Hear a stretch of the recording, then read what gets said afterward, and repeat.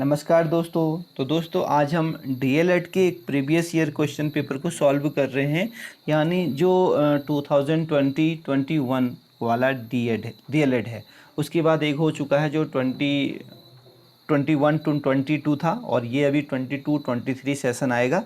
Okay, जो आप exam देंगे।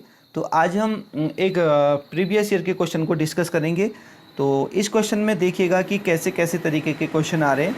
तो जैसा कि आपको पता है पहले कि सबसे पहले इस पे बात कर लेते हैं कि 2.5 घंटे का आपको टाइम मिलेगा। ओके, और 200 नंबर का ये पेपर होगा। तो 200 में से जनरल की कट ऑफ में 150 के अप्रॉक्स जाती है, आपको विदित भी होगा। तो बात करते हैं। सबसे पहले एक और चीज़ मैं बता दूं इसमें कि इसमें नेगेटिव मार्किंग नहीं है। यहाँ मेंशन भी किया है, देखो, कोई गलत उत्तर के लिए कोई भी ऋणात्मक अंक नहीं दिया जाएगा, यानी नेगेटिव मार्किंग नहीं होगी। तो कोई भी नेगेटिव मार्किंग आपकी नहीं है। ओके, तो आप सारे के सारे जो भी 200 क्वेश्चंस होंगे उनको अटेम्प्ट करके आइएगा। आगे बात करते हैं। तो पहला क्वेश्चन हम लेते हैं। तो जैसा कि आपको पता है कि पहला सेक्शन जो आता है वो जनरल स्टडी का आता है या जीके का आता है कहें तो उसमें मैंने डिस्क्रिप्टिव जो सिलेबस था वो मैंने वीडियो बनाई है। आपको मैं लिंक शेयर कर दूंगा, और अगर हमारी प्लेलिस्ट डीएलएड वाली प्लेलिस्ट में जाएंगे तो आपको वहाँ दिख जाएंगी सारी वीडियोज़। ओके, तो पहला क्वेश्चन हम लेते हैं। तो पहला क्वेश्चन है, निम्न में से किस राजा के शासनकाल में अफगानिस्तान भारत का अंग था? तो किस राजा के शासनकाल में अफगानिस्तान जो था वो भारत का अंग था? तो हमारे पास ऑप्शन दिए हैं। ऑप्शन हमारे पास है चंद्रगुप्त मौर्य, दुर्लभ वर्धन, और प्रतापादित्य, और भास्कर वर्मन। तो हमारे पास 4 ऑप्शन में से इसका जो राइट आंसर जाएगा दोस्तों वह है चंद्रगुप्त मौर्य। तो चंद्रगुप्त मौर्य के समय उनके शासनकाल में जो अफगानिस्तान था वो भारत का अंग था। Okay, yes. आगे बात करते हैं नेक्स्ट क्वेश्चन में कि मुगल चित्रकला का स्वर्ण युग, यानी गोल्डन एरा भी कह सकते हैं। ओके, तो स्वर्णिम युग किस सम्राट के काल में था? तो मुगल चित्रकला का स्वर्णिम युग किस सम्राट का काल था? तो ये बताना है, बाबर का काल था कि अकबर का काल था, जहांगीर का काल था, शाहजहां का काल था? तो इसका राइट आंसर है दोस्तों सी, यानी जहांगीर का काल था। तो जहांगीर का काल उस वक्त जब मुगल चित्रकला का स्वर्ण युग कहा जाता था। ओके, आगे बात करते हैं क्वेश्चन नंबर 3 की ओर। अगला क्वेश्चन है हमारा, क्वेश्चन है सिखों के अंतिम गुरु कौन थे? तो सिखों के अंतिम गुरु थे, ऑप्शन हमारे पास हैं बंदा बहादुर, गुरु हरकिशन, गुरु तेग बहादुर, गुरु गोविंद सिंह। तो इसका राइट आंसर है डी, यानी गुरु गोविंद सिंह। तो जैसे कि आप देखते भी हैं सिक्कों की जहाँ भी कोई भी मंदिर हो तो उनकी वहाँ के जो गुरु गोविंद है उनकी फ़ोटो लगी होती है, या सिक्के का जब भी नाम लिया जाता है उनके भगवान का तो गुरु गोविंद का पहले नाम आता है। ओके, तो उनके वो अंतिम गुरु थे और उनने ज़्यादा विख्यात किया था इस धर्म को, इसलिए अक्सर इनकी ही फ़ोटो देखने को मिलती है आपको, गुरु गोविंद सिंह की। 4th क्वेश्चन है कि भारत आने वाले प्रथम यूरोपीय कौन थे? तो भारत आने वाले प्रथम यूरोपीय कौन थे? 4th ऑप्शन हमारे पास दिए हैं ब्रिटिश, फ्रेंच, डच या पुर्तगाली। तो इसका राइट आंसर है दोस्तों डच, नहीं सॉरी पुर्तगाली, डी इसका राइट आंसर है। तो भारत में आने वाले जो प्रथम यूरोपीय थे वो थे हमारे पुर्तगाली। ओके, आगे बात करते हैं क्वेश्चन नंबर 5 की ओर। 5 है कि राजा राम मोहन राय ने किस साप्ताहिक प्रकाशन शुरू किया? तो किस साप्ताहिक, जो सप्ताह में एक पेपर आता है उसका किस चीज़ का प्रकाशन यानी पब्लिशिंग की? तो ऑप्शन इसके हैं हमारे पास संवाद, कौमुदी, बजट, बंगाल बजट, या हिंदू पत्रिका, या केसरी। तो इसका राइट आंसर है दोस्तों संवाद कौमुदी का राजा राम मोहन राय ने क्या किया था? पब्लिश की थी। आगे बात करते हैं क्वेश्चन नंबर 6। तो आप यहाँ से एक क्लू लगा सकते हैं कि कैसे क्वेश्चन आपको दिखाई देंगे आपके डीएलएड के एग्जाम में जीके वाले पोर्शन से। ओके, तो किस राज्य में सबसे अधिक स्थायी वनों का क्षेत्रफल है? तो जैसे कि आपको पता है कि वनों की जब भी बात आती है, जंगलों की जब भी बात आती है, मध्य प्रदेश बहुत आगे रहता है। तो इसका राइट आंसर मध्य प्रदेश हो जाएगा दोस्तों। ओके, क्वेश्चन नंबर 7, निम्नलिखित में से किसने साम्राज्य की राजधानी को आगरा से दिल्ली स्थानांतरित किया? तो किस व्यक्ति ने आगरा पहले राजधानी थी उसके बाद दिल्ली किया, ये हमें बताना है। तो इसका राइट आंसर है दोस्तों डी। इसका राइट आंसर क्या हो जाएगा? डी। यानी शाहजहां जो थे उन्होंने आगरा से दिल्ली स्थानांतरित की अपनी राजधानी। क्वेश्चन नंबर 8 की ओर चलते हैं। 8th क्वेश्चन है कि उत्तराखंड में सम्राट अशोक के शिलालेखों की एक प्रति कहाँ मिली थी? तो सम्राट अशोक के शिलालेख कहाँ मिले? कालसी में, पौड़ी में, टिहरी, जागेश्वर। बहुत इजी क्वेश्चन है, आपने बार बार पढ़ा होगा कि कालसी यानी कालसी में जो सम्राट अशोक थे उनके शिलालेख मिले थे। ओके, और जो कालसी है वो देहरादून में स्थापित है। क्वेश्चन नंबर 9 की ओर चलते हैं। 9th क्वेश्चन है गढ़वाल रेजिमेंट के सैनिकों ने प्रदर्शनकारियों पर गोली चलाने से इनकार कर दिया। तो ये खिलाफत आंदोलन में था, असहयोग था, सविनय या भारत छोड़ो? तो किस में ऐसा कुछ हुआ था ये हमें बताना है। तो इसका राइट आंसर सी है, यानी सविनय अवज्ञा आंदोलन में गढ़वाल रेजिमेंट के सैनिकों ने प्रदर्शनकारियों पर गोली चलाने से इनकार कर दिया था, रिफ्यूज किया था उन्होंने। क्वेश्चन नंबर 10 की ओर चलते हैं दोस्तों। 10th क्वेश्चन है कि निम्नलिखित में से औसत वैश्विक तापमान में वृद्धि का कौन सा संकेत होगा? तो विश्व में सब ओर हिमनदों का विस्तार होना, या सागरी जल के स्तर में वृद्धि होना, या प्रमुख झीलों का समय से पहले जम जाना। तो हमें ये बताना है कि जब भी औसत वैश्विक तापमान में वृद्धि हो रही है तो उससे क्या क्या इफ़ेक्ट होते हैं ये हमें बताना है। तो इसका राइट आंसर बी है दोस्तों, सागरी जल के स्तर में वृद्धि हो जाती है जब भी अगर हमारा जो ग्लोबल टेम्परेचर है वो बढ़ता है, वैश्विक तापमान अगर बढ़ता है तो हमारी जो सागर की जो जल स्तर है वो वृद्धि हो जाती है। ठीक है, आगे बढ़ते हैं अगले क्वेश्चन में। 11th, रिएक्टर स्केल का प्रयोग किसको मापने के लिए किया जाता है? यानी रिएक्टर स्केल। तो ये बहुत इजी है, भूकंप की तीव्रता, इंटेंसिटी ऑफ अर्थक्वेक को नापने के लिए किया जाता है, भूकंप की तीव्रता। क्वेश्चन नंबर 12, निम्नलिखित में से किस देश में अधिकतम संख्या में भाषाएं बोली जाती है? तो बहुत अच्छा क्वेश्चन है कि किस देश में सबसे ज़्यादा भाषाएं बोली जाती हैं ये बताना है हमको। तो दोस्तों भारत, ब्रिटेन, यूएसए और फ्रांस, और हमारा भारत इसमें सबसे आगे है। तो भारत एक ऐसा देश है जहां सबसे अधिक भाषाएं बोली जाती हैं। ओके, अगला प्रश्न हमारा नाबार्ड से है, क्वेश्चन नंबर 13। तो नाबार्ड से क्वेश्चन है कि नाबार्ड है क्या आखिर? राष्ट्रीय कृषि विकास संस्थान, या राष्ट्रीय कृषि और ग्रामीण विकास परिषद है, या राष्ट्रीय कृषि एवं ग्रामीण विकास बैंक से है? तो और ये लास्ट में राष्ट्रीय ग्रामीण विकास बैंक है। तो इसका राइट आंसर सी है दोस्तों, यानी राष्ट्रीय कृषि एवं ग्रामीण विकास बैंक से इसकी फुल फॉर्म से भी पता चल जाता है कि यही इसका राइट आंसर हो जाएगा। ओके, सी। आगे बात करते हैं क्वेश्चन नंबर 14 की ओर। 14 है, निम्न में से कौन सा युग्म सुमेलित नहीं है? तो निम्नलिखित में से कौन सा युग्म सुमेलित, यानी मैच करना है हमको, जो करेक्ट आंसर है वो मैच दिखाना है हमें। तो पहला ऑप्शन हमारे सामने दिख रहा है कि हवा महल उदयपुर में है, जामा मस्जिद दिल्ली में है, चार मीनार हैदराबाद में है, या शेरशाह सूरी का मकबरा सासाराम यानी बिहार में स्थित है। तो हमें इनमें से बताना है कि कौन गलत है, यानी मिसमैच्ड है। तो इसका राइट आंसर दोस्तों हो जाएगा ए, यानी जो हवा महल है वो उदयपुर में नहीं है। ओके, और जामा मस्जिद दिल्ली में है, चार मीनार हैदराबाद में है, और शेरशाह सूरी का मकबरा भी सासाराम यानी बिहार में स्थित है। और कमेंट करिएगा कि हवा महल किस जगह स्थित है। आगे बात करते हैं क्वेश्चन नंबर 15 में। तो क्वेश्चन नंबर 15 है कि जो धर्मनिरपेक्षता यानी सेक्युलरिज्म शब्द जो आया था भारतीय संविधान में वो कौन से संशोधन में आया था ये हमें बताना है। ओके, सेक्युलरिज्म किस संशोधन में इंडियन कॉन्स्टिट्यूशन में शामिल हुआ था हमें ये बताना है। क्वेश्चन नंबर 15 तो 25, 42, 44, 52, तो इसका राइट आंसर 42 हो जाएगा दोस्तों। और 42 जो संशोधन हुआ था ना दोस्तों, 42 को एक मिनी कॉन्स्टिट्यूशन भी बोला जाता है। मतलब इसमें इतने ज़्यादा संशोधन हुए थे, इतने ज़्यादा कॉन्स्टिट्यूशन में संशोधन हुए थे कि इसको एक छोटा संविधान भी बोल दिया गया, एक मिनी कॉन्स्टिट्यूशन भी बोल दिया गया। तो कीप इन माइंड 42A को एक छोटा संविधान भी बोला जाता है। आगे बात करते हैं क्वेश्चन नंबर 16 की ओर।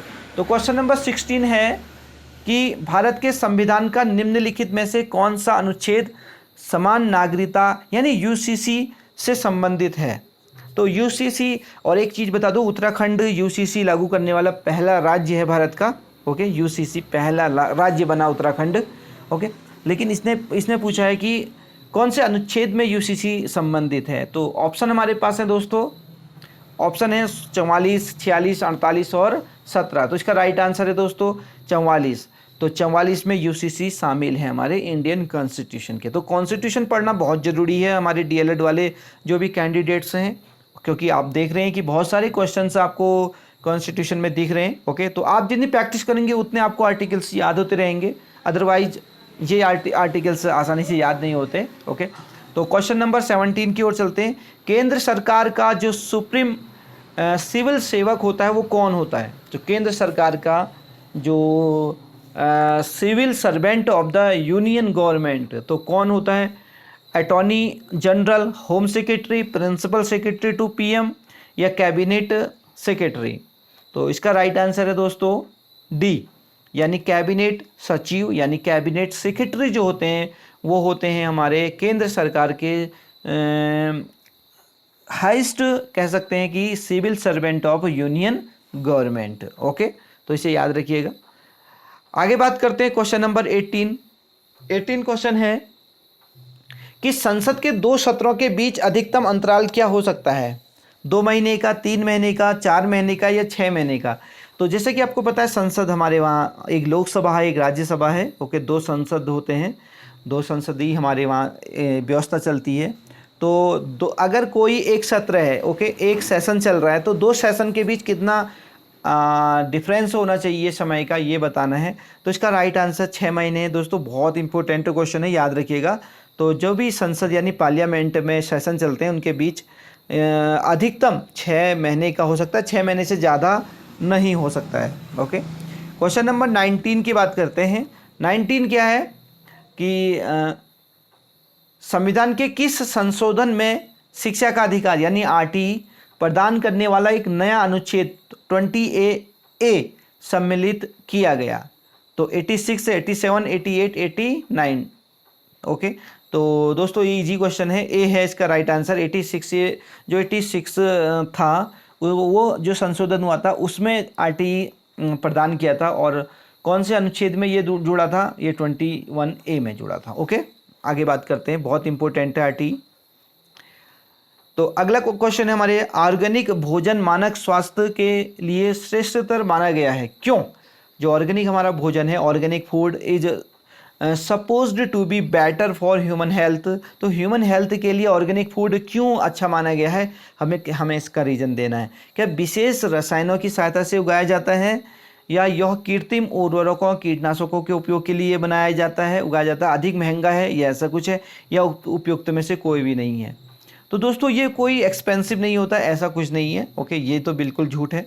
ओके, पहला है कि it is raised on special chemical. So organic food का मतलब होता है कि आपने घर में सामान्य परिस्थिति में उसे उगाया है, यानी आपने जो कृत्रिम उर्वरक था, कृत्रिम कीटनाशक था, ये सब डाले, केमिकल्स जो मार्केट में केमिकल से मिलते हैं उनको यूज नहीं किया है, तो हम उसे ऑर्गेनिक भोजन बोलते हैं। जैसे आपके पास खेत था और आपने सामान्य उसमें लहसुन लगाया और आपने उसमें राख डाली, जैसे हमारे घर में मम्मी लोग करते हैं। ओके, तो वो ऑर्गेनिक फूड है हमारा, ठीक है।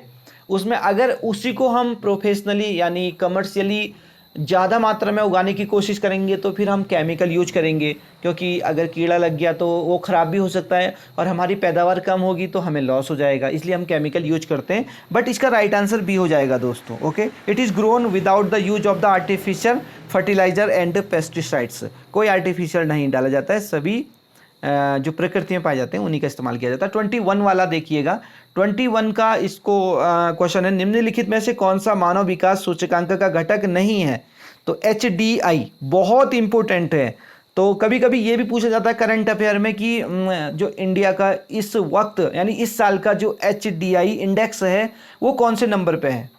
तो दोस्तों इसको याद रखिएगा, तो ये क्वेश्चन बहुत अच्छा है। तो पहला, इसमें कुछ कंपोनेंट लिए जाते हैं, उन कंपोनेंट को देखकर उस कंट्री में तो फिर डिसाइड किया जाता है कि इसको ये नंबर दिया जाएगा। तो पहला है पर कैपिटल इनकम, ओके, या life expectancy at birth, gross enrolment rate, या हेल्थ एंड न्यूट्रिशन।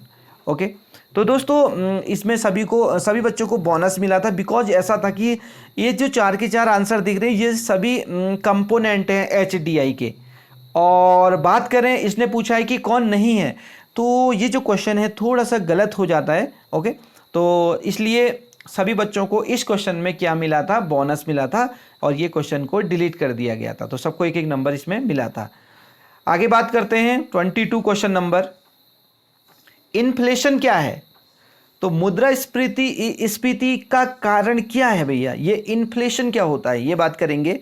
तो माल की आपूर्ति में वृद्धि होता है, या सरकार के पास नकदी में वृद्धि, या मुद्रा की आपूर्ति में कमी, या मुद्रा की आपूर्ति में वृद्धि। तो दोस्तों 22 का जो राइट आंसर है वो है डी, यानी इंक्रीज इन मनी सप्लाई। मुद्रा की आपूर्ति में वृद्धि को क्या बोलते हैं हम? Inflation is caused by. तो जब भी मुद्रा स्फीति होती है तो इसका ये मतलब है कि जो मनी सप्लाई हो रही है वो इंक्रीज हो गई है। मनी सप्लाई क्या हो गई है? इंक्रीज हो गई है। तो आप कह सकते हैं कि इन्फ्लेशन हो रहा है। ठीक है, तो याद रखिएगा, बहुत इंपॉर्टेंट है, इकोनॉमी का क्वेश्चन है, तो इकोनॉमी हमारे इसमें आने वाली है, ये भी यहाँ से पता चल जाता है। आगे बात करते हैं, अगला क्वेश्चन 23। निम्न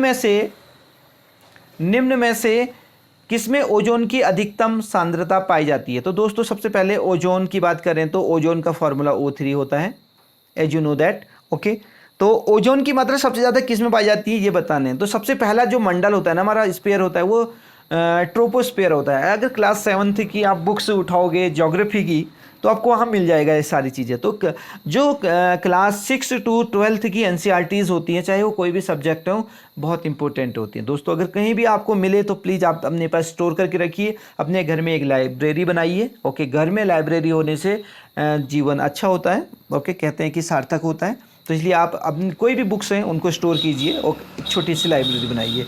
तो बात करें कि सबसे ज़्यादा कंसंट्रेशन जो ओजोन का है वो कौन से स्पेयर में है? ट्रोपो में, मेसो में, स्ट्रेटो या एक्सो में? तो सबसे पहले वाला ट्रोपो होता है, उसके बाद होता है हमारा स्ट्रेटो। तो जहाँ हवाई जहाज उड़ते हैं वो कौन सा होता है? स्ट्रेटो स्पेयर होता है। तो इसका राइट आंसर यही होगा, समताप मंडल, यानी स्ट्रेटोस्फीयर हो जाएगा, बिकॉज ओजोन वही पाई जाती है। ओके, तो स्ट्रेटोस्फीयर में ही पाई जाती है, और हवाई जहाज भी यहीं अक्सर उड़ते हैं। अगला प्रश्न हमारा 24 कि भारत में सर्वाधिक जैव विविधता संपन्न क्षेत्र कौन सा है? तो बायोडाइवर्सिटी सबसे ज़्यादा कहाँ होती है? वैसे बायोडाइवर्सिटी मैं बता दूं आपको, नदियों में सबसे ज़्यादा मिलती है, नदी या जहाँ भी पानी के स्थानों पे। तो इसमें हमें ऑप्शन बताने हैं कि गंगा का मैदान क्या बायोडाइवर्सिटी इसमें ज़्यादा होती है? और बायोडाइवर्सिटी में बता दूं क्या होता है। बायोडाइवर्सिटी मतलब होता है कि वहाँ बहुत सारे स्पेसीज मिलेंगे आपको, एक ही जगह पे बहुत ज़्यादा स्पेसीज आपको देखने को मिलते हैं, उसे बोलते हैं बायोडाइवर्सिटी। ओके, एक कुछ होगा, तो बहुत सारे अलग अलग तरीके के जीव उसमें आपको मिलेंगे। ओके, तो गंगा का मैदान ऐसा है, ट्रांस हिमालय है, पश्चिमी घाट है, या मध्य भारत है? तो इसका राइट आंसर दोस्तों सी है, यानी वेस्टर्न घाट, यानी पश्चिमी घाट एक ऐसा एरिया है जहां बायोडाइवर्सिटी रिच है। ठीक है, 25 क्वेश्चन नंबर। भारत की सबसे लंबी अंतर्राष्ट्रीय सीमा किस देश के साथ है? तो दोस्तों चीन, नेपाल, बांग्लादेश, पाकिस्तान। तो इसका राइट आंसर इजी है क्वेश्चन। ओके, तो बांग्लादेश हो जाएगा। अप्रॉक्स 4000 के अप्रॉक्स इसकी जो लंबाई है, आई मीन जो सीमा है, मिलती है हमारे भारत से। ओके, 4000 किलोमीटर के अप्रॉक्स। ओके, तो ये डेटा आगे पीछे भी हो सकता है, 4000 के अप्रॉक्स ही है, बांग्लादेश से मिलती है। तो इसका राइट आंसर बांग्लादेश है दोस्तों, सबसे ज़्यादा। आगे बात करते हैं क्वेश्चन नंबर 26। निम्नलिखित में से कौन अम्लीय वर्षा का प्रमुख कारण है?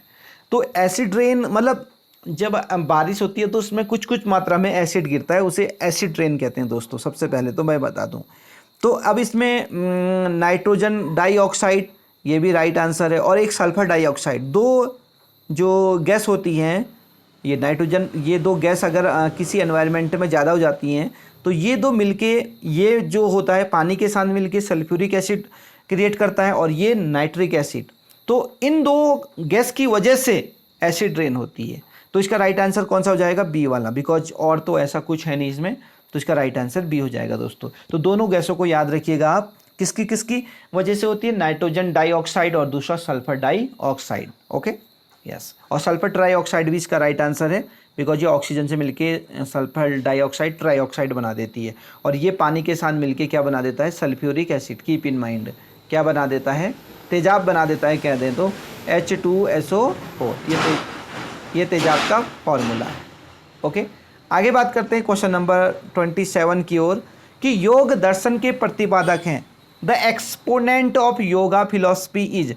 तो योगा फिलॉसफी के क्या बाबा रामदेव जी हैं। अब बाबा रामदेव जी को हमने देखा योगा करते हुए, लेकिन वो है नहीं। शंकराचार्य, रविशंकर या पतंजलि। तो जो बाबा रामदेव जी ब्रांड चलाते हैं वो पतंजलि हैं, और पतंजलि ही योगा के फिलोसफर थे, मतलब योगा उन्होंने स्टार्ट किया था। तो इसका राइट आंसर हो जाएगा D 27। ओके, क्वेश्चन नंबर 28, कौन सा देश पवनों का देश कहलाता है, यानी कंट्री ऑफ विंड्स। तो हमारे पास ऑप्शन है नॉर्वे, डेनमार्क, भारत या जापान। तो इसका राइट आंसर है दोस्तों B, यानी डेनमार्क पवनों का देश कहलाते हैं, क्योंकि वहाँ एक रेगुलर वेलोसिटी से पवन हमेशा चलती है, इसलिए वहाँ पवन चक्की का भी बहुत ज़्यादा इस्तेमाल किया जाता है इलेक्ट्रिसिटी प्रोड्यूस करने के लिए। ओके, तो पवन चक्की वहीं लगती है जहाँ एक रेगुलर वेलोसिटी से कोई हवा चलती रहे। जैसे कि उत्तराखंड में पवन चक्की नहीं लगाई जा सकती, बिकॉज क्यों, क्योंकि वहाँ ना जो पवन होती है यानी हवा होती है वो रेगुलर एक वेलोसिटी के साथ नहीं बहती, कभी ज़्यादा होती है कभी कम होती है, तो यहाँ लगाना इम्पॉसिबल होता है। तो जिन क्षेत्रों में हवा एक वेलोसिटी के साथ लगाई जाती चलती है ना हमेशा, तो वहाँ पवन चक्की का इस्तेमाल किया जाता है, और पवनों का देश कहलाता है डेनमार्क। ओके, आगे बढ़ते हैं 29 क्वेश्चन नंबर की ओर। क्वेश्चन नंबर 29 है हमारा, सबसे कठोर प्राकृतिक पदार्थ है, बहुत इजी क्वेश्चन है। Hardest natural substance is diamond या टंगस्टन, लोहा या प्लेटिनम। ओके, तो दोस्तों इसका राइट आंसर हो जाएगा हीरा। 29 का ए हो जाएगा, बिकॉज सबसे कठोर धातु जो होती है वो हीरा ही होती है। ओके, मैं इसमें एक चीज़ और बता दूं, टंगस्टन का जो सिंबल है वो W है। ओके, लोहा का तो आप जानते ही हैं, ओके नॉर्मल है, और प्लेटिनम का PT होता है। ओके, ये और हीरा का कोई ऐसे सिंबल तो नहीं है, बट ये कार्बन का ही एलोट्रॉप है। ओके, कार्बन से ही बनता है, तो इसका अगर कोई सिंबल पूछे तो सिर्फ C होगा। ओके, कार्बन से ही मिलके, इसमें सिर्फ कार्बन के ही एटम्स आपको मिलेंगे। Okay, question number 30। तो 30 क्वेश्चन नंबर देखिएगा। क्वेश्चन नंबर 30 क्या है, कि मानव जब UV किरणों से अत्यधिक प्रभावित हो जाते हैं तब क्या हो सकता है। तो अगर ह्यूमन में UV रेज बहुत ज़्यादा स्ट्राइक करें, आई मीन उनके उसमें बहुत ज़्यादा पड़े उनकी स्किन में, तो उनकी स्किन में क्या क्या हो जाता है, या उनमें उनके अंदर बॉडी में क्या क्या डैमेज हो सकते हैं, ये हमें बताना है। तो हमारे पास 4 ऑप्शन है हमारे पास। पहला क्या लिखा है कि प्रतिरक्षा तंत्र की क्षति होती है, कि डैमेज टू इम्यून सिस्टम। दूसरा है फेफड़ों की क्षति होती है, कि डैमेज टू लंग्स, या त्वचा का कैंसर, स्किन कैंसर हो जाता है, या पेप्टिक्स अल्सर हो जाता है, आमाशय का अल्सर। ओके, तो इन चारों में से हमें कौन कौन सा राइट हो सकता है ये हमको बताना है दोस्तों। ठीक है, तो पहला देखो, पहला इम्यून सिस्टम तो डिग्रेड होता है, ये बिल्कुल सही है। ओके, पहला हो जाएगा। उसके बाद फेफड़ों की क्षति, फेफड़ों में इसका इतना इम्पैक्ट नहीं होता। ओके, लेकिन त्वचा का कैंसर बिल्कुल, क्योंकि स्ट्राइक देखो, सबसे पहले जब UV रेज पड़ेंगी तो बॉडी की स्किन में ही पड़ेंगी, तो पहला और तीसरा इसका राइट आंसर हो जाएगा। ओके, फेफड़ों में इसका असर नहीं होता। फेफड़ों में सबसे ज़्यादा असर कौन करता है, एयर पॉल्यूशन। ओके, यस, तो इसका C राइट आंसर हो जाएगा। आगे बढ़ते हैं क्वेश्चन नंबर 31 की ओर। क्वेश्चन नंबर 31 है कि निम्न में से कौन सा कथन सत्य नहीं है। तो कौन सा कथन सत्य नहीं बताना है। चैटिंग ईमेल की तरह है, चैटिंग केवल एक ही व्यक्ति के साथ की जा सकती है, चैटिंग में कई व्यक्ति शामिल हो सकते हैं, या चैटिंग एक इलेक्ट्रॉनिक कन्वर्सेशन है या डायलॉग कह सकते हैं। तो ओके, तो हमें ये बताना है इसमें से कौन सा सही होगा। तो 31B इसका राइट आंसर है, यानी चैटिंग केवल एक ही व्यक्ति के साथ की जा सकती है। Chatting can only be done with a single person. Okay, तो चैटिंग कोई ईमेल नहीं है, पहला तो पॉसिबल ही नहीं है। ओके, तीसरे में बात करें, chatting can involve multiple person, तो एक साथ चैटिंग करना पॉसिबल नहीं होता है। ओके, और चैटिंग एक इलेक्ट्रॉनिक कन्वर्सेशन है। ओके, ये भी राइट है। ओके, लेकिन चैटिंग में कई व्यक्ति शामिल हो सकते हैं, ये भी राइट है। ओके, और हमारा जो बी है, बी क्या है, चैटिंग केवल एक ही व्यक्ति के साथ की जा सकती है, तो ऐसा तो कुछ नहीं है, तो ये गलत हो जाएगा दोस्तों। ठीक है, बी वाला इसका गलत हो जाएगा, यानी राइट हमारा आंसर बी ही होगा। ओके, अगला प्रश्न हमारा 32 वाला 32 क्वेश्चन है कि विश्व शिक्षक दिवस किस दिन मनाया जाता है, तो वर्ल्ड टीचर्स डे बता रहा है। ठीक है, तो पहले तो हम नेशनल टीचर डे की बात करें तो नेशनल टीचर डे 5 सितंबर को मनाया जाता है। ठीक है, तो लेकिन अब ये पूछ रहा है पूरा विश्व का टीचर्स डे कब मनाया जाता है, तो दोस्तों इसका राइट आंसर 5 अक्टूबर है। ठीक है, इसका राइट आंसर कौन सा हो जाएगा, 5 अक्टूबर, यानी 5 अक्टूबर इसका right answer. 33 question number, ELISA जांच, एलिसा जो टेस्ट है वो किस लिए किया जाता है, बहुत इजी क्वेश्चन है, पोलियो, कैंसर, टाइफाइड, एड्स, तो एड्स के लिए किया जाता है, इजी क्वेश्चन है। ओके, तो जनरल साइंस के क्वेश्चन भी आपसे पूछे जाएंगे। अगला प्रश्न है, आधिकारिक तौर पर उत्तराखंड का राजकीय खेल कौन सा है, तो official game of the Uttarakhand, तो फुटबॉल, क्रिकेट, कबड्डी या हॉकी, तो इसका राइट आंसर है फुटबॉल, हमारा नेशनल ऑफिशियल नेशनल गेम है, नो सॉरी स्टेट गेम है ऑफिशियली। अगला प्रश्न 35 क्वेश्चन है कि वर्ष 2024 में ओलंपिक खेल कहाँ आयोजित होंगे, तो दोस्तों देखो करंट का क्वेश्चन है ये, बिकॉज देखो कितने साल आगे की बात पूछ दी, तो आप याद रखिएगा कि करंट से भी जुड़िएगा। ओके, जो भी नई और जब करंट आप पढ़ेंगे तो जो भी, जैसे आपने नाबार्ड में कोई करंट इश्यूज आए तो आप नाबार्ड के बारे में जो स्टैटिक जीके है उसको भी स्टडी कीजिएगा, और जो उसका करंट चल रहा है उससे भी वाकिफ रहिएगा। ठीक है, तो 2024 में जैसे अभी चल रहे थे, अभी कुछ दिनों पहले ही ओलंपिक चल रहे थे। ओके, अभी ख़त्म हुए, तो कहाँ हुए थे वो, बहुत इजी क्वेश्चन है अभी आपके लिए, तो ओके वो थे पेरिस में। ठीक है, तो इसका राइट आंसर पेरिस हो जाएगा। अगला प्रश्न हमारा है, who is the author of the book wings of fire, तो आपने विंग्स ऑफ फायर पढ़ी होगी, तो विंग्स ऑफ फायर लिखी थी हमारे अब्दुल कलाम जी ने, APJ अब्दुल कलाम। ओके, जो हमारे पूर्व राष्ट्रपति भी रह चुके हैं।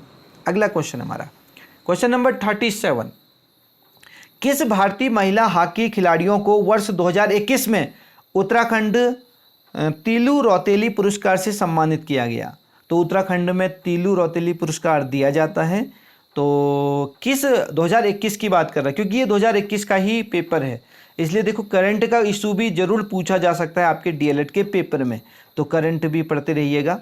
तो 2021 में तो आपके लिए ये ज़रूरी नहीं है, बिकॉज अब आपको 2024 में किसको तीलू रौतेली पुरस्कार मिला है ये पूछा जाएगा, 2021 वाला डेटा याद करने की कोई ज़रूरत नहीं है। फिर भी मैं इसका जो राइट आंसर है वो बता देता हूँ, इसका सी है, वंदना कटारिया को 2021 में तीलू रौतेली पुरस्कार से सम्मानित किया गया था। क्वेश्चन नंबर 38, उत्तराखंड के कितने जिले अंतर्राष्ट्रीय सीमा को स्पर्श करते हैं, स्टैटिक जीके का मामला है, बहुत इंपॉर्टेंट है, इसे याद रखिएगा।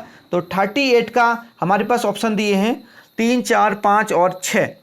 ठीक है, तो इसका राइट आंसर हो जाएगा 5 दोस्तों, तो 5 इंटरनेशनल बॉर्डर हैं जो उत्तराखंड के जो जिले हैं उनको स्पर्श करते हैं। अगला प्रश्न हमारा 39 क्वेश्चन नंबर, उत्तराखंड के प्रथम विधानसभा अध्यक्ष थे, तो उत्तराखंड के प्रथम विधानसभा अध्यक्ष कौन थे, हमें ये बताना है दोस्तों। अच्छा क्वेश्चन है। ओके, प्रकाश पंत जी, यशपाल आर्य जी, रघुनाथ सिंह चौहान जी और नित्यानंद स्वामी जी। नित्यानंद स्वामी की बात करें तो मुख्यमंत्री थे। ओके, तो और वो भी मनोनीत थे, याद रखिएगा, मनोनीत एक होते हैं मनोनीत और एक होते हैं इलेक्ट्रिक, मतलब उनको चुना जाता है। ठीक है, तो ये अब इसने पूछा है कि प्रथम विधानसभा जो अध्यक्ष थे उसमें भी दो हैं, हाँ, एक प्रकाश पंत जी हैं, एक यशपाल आर्य जी हैं। अब देखो दोनों ये प्रथम विधानसभा अध्यक्ष ही हैं, बट प्रकाश पंत जी जो थे वो मनोनीत थे, यानी उनको ऐसे ही बना दिया गया, जब फर्स्ट विधानसभा बनी होगी तब ऐसे ही बना दिया होगा। बट यशपाल आर्य जी जो थे वो इलेक्शन के थ्रू क्या हुए थे, जीते थे, और वो प्रथम विधानसभा अध्यक्ष भी रहे यशपाल। तो इस क्वेश्चन का जो राइट आंसर हो जाएगा ए हो जाएगा, यानी प्रकाश पंत जी।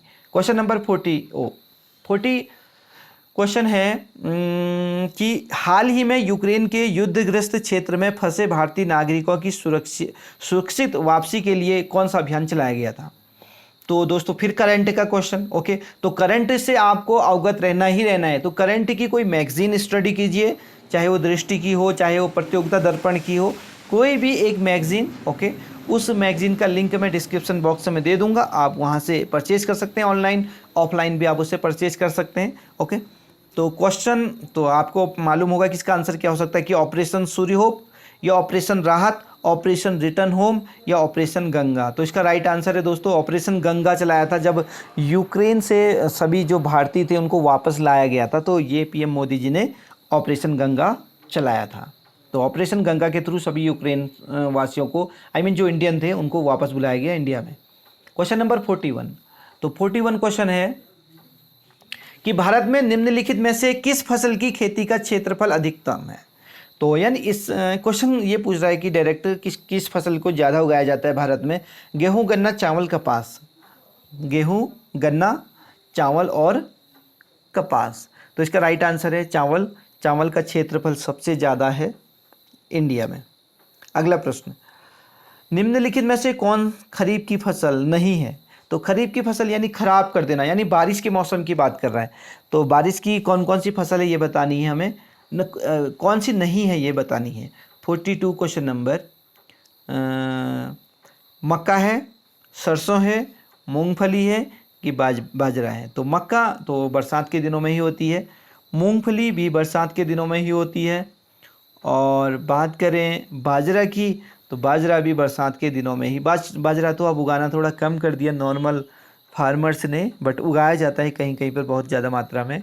तो सरसों जो है वो खरीफ की फसल नहीं है दोस्तों, ठीक है, ये रबी की फसल है क्योंकि ठंड में उगाई जाती है। I hope. ओके, तो कमेंट करिएगा कि सरसों कौन सी फसल है, यानी रबी की है, खरीफ की है या जायद की है। ओके, आगे बढ़ते हैं। Question number 43। क्वेश्चन नंबर 43 है, कौन सा शहर भारत की सिलिकॉन वैली कहलाता है।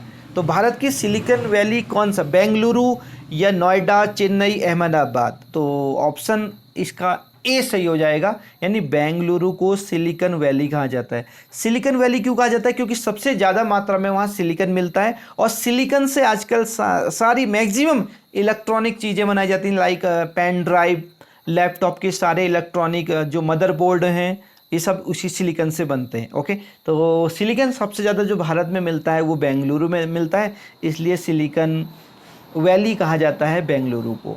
आगे 44 क्वेश्चन नंबर 44 क्वेश्चन है कि निम्नलिखित में से कौन भारत में बिजली उत्पादन का सबसे बड़ा स्रोत है। तो भारत में जो इलेक्ट्रिसिटी प्रोड्यूस होती है वो कैसे होती है, क्या न्यूक्लियर प्लांट से होती है, या थर्मल पावर प्लांट से होती है, या हाइड्रो पावर प्लांट से होती है, या पवन ऊर्जा से होती है। तो दोस्तों भारत की बात बताएं तो 44 का जो राइट आंसर हो जाएगा वो हो जाएगा सी, यानी थर्मल पावर प्लांट से इलेक्ट्रिसिटी सबसे ज़्यादा मात्रा में भारत में अभी प्रोड्यूस की जाती है। ओके, तो हाँ, हाइड्रो पावर से भी नहीं की जाती है, तो थर्मल इसका राइट आंसर है, सी इसका सही है। Okay, 45 question number. तो 45 का जो क्वेश्चन है वो क्या है, तो भारत में विदेशी विनिमय यानी जो एक्सचेंज, फॉरेन एक्सचेंज जो होता है का रख रखाव किसके द्वारा किया जाता है। तो who maintains the foreign exchange reserve in India. Reserve bank of India RBI रखती है, या हमारी स्टेट बैंक यानी एसबीआई रखती है मेंटेनेंस, या हमारा जो मिनिस्ट्री ऑफ फाइनेंस है वो रखता है, या हमारा import export bank of India रखता है। तो दोस्तों इसका जो राइट आंसर है वो है ए, यानी भारतीय रिजर्व बैंक ये जो फॉरेन एक्सचेंज रिजर्व है उसको रखता है अपने पास, RBI. Keep in mind RBI. Okay, तो इकोनॉमिक्स से क्वेश्चन था। Question number 46।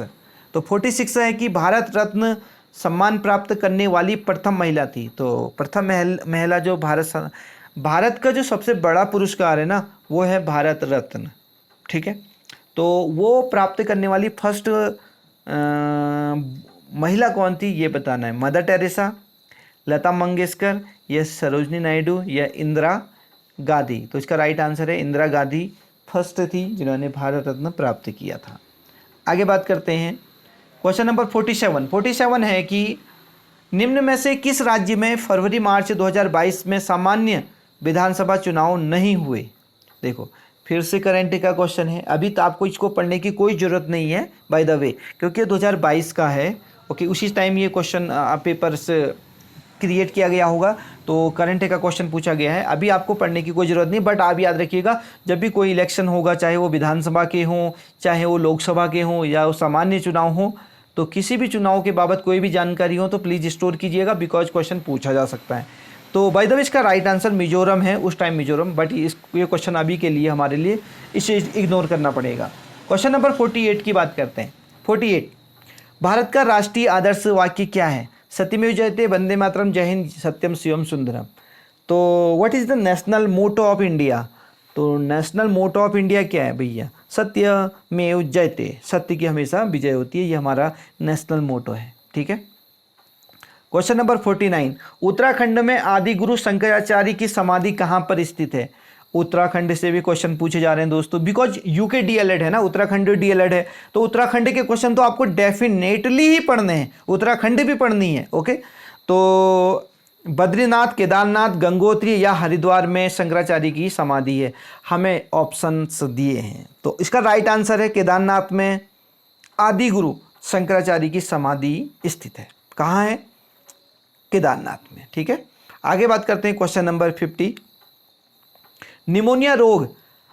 देखो ये सामान्य विज्ञान से मैंने कहा था कि सामान्य विज्ञान भी आपको पढ़ना है। ओके, यानी जनरल साइंस भी। निमोनिया रोग मानव शरीर के किस अंग को ग्रसित करता है। तो कभी कभी ऐसा भी पूछा जाता है कि निमोनिया किसकी वजह से होता है, वायरस की, बैक्टीरिया की वजह से। ऐसे क्वेश्चन भी देखने को आपको मिल सकते हैं, तो आप याद रखिएगा ऐसे क्वेश्चन को भी आपको पढ़ना ही पढ़ना है। बट राइट नाउ क्वेश्चन है कि निमोनिया रोग मानव शरीर के किस अंग को क्या करता है, इफेक्ट डालता है। तो हमारे पास ऑप्शन है लीवर, इंटेस्टाइन या लंग्स या हार्ट। तो इसका राइट आंसर है दोस्तों सी, लंग्स को निमोनिया रोग इफेक्ट करता है। ओके, तो दोस्तों ये आज हमारे जीएस या जीके के क्वेश्चंस थे, जो 50 क्वेश्चंस आते हैं आपके डीएलएड के एग्ज़ाम में। ओके, आपको इन क्वेश्चन को पढ़ के एक क्लू मिल जाएगा कि किस एरिया से क्वेश्चन पूछा जा रहा है। ओके, और आप अपनी स्टडी को एक दिशा दे सकते हैं। और मिलते हैं नेक्स्ट वीडियो में। अगर कोई भी क्वेरी अबाउट डीएलएड तो प्लीज़ कमेंट कर दीजिएगा। ओके, और डीएलएड का फॉर्म जल्दी से जल्दी भर दीजिएगा, क्योंकि इसकी लास्ट डेट 28 सितंबर है, और जो पेपर होने वाला है वो 30 नवंबर 2024 को होने वाला है। ज़्यादा टाइम हमारे पास नहीं है। ओके, इसलिए आपकी स्टडी आवर्स ज़्यादा होने चाहिए, ताकि आप 150 से ज़्यादा स्कोर कर सकें। अगर आप 150 से ज़्यादा स्कोर करेंगे तभी आपका सिलेक्शन की एक आशा होगी, अन्यथा थोड़ा सा जनरल के लिए कहूँ 150 से ऊपर लाने बहुत ज़रूरी हैं अगर आपको सिलेक्शन चाहिए तो। ओके, अगर आप कैटेगरी हैं तो आप इससे नीचे भी ला सकते हैं और आपका डीएलएड में सिलेक्शन हो सकता है। ओके, तो मिलते हैं नेक्स्ट वीडियो में, तब तक के लिए हैप्पी लर्निंग। जय हिंद, जय भारत।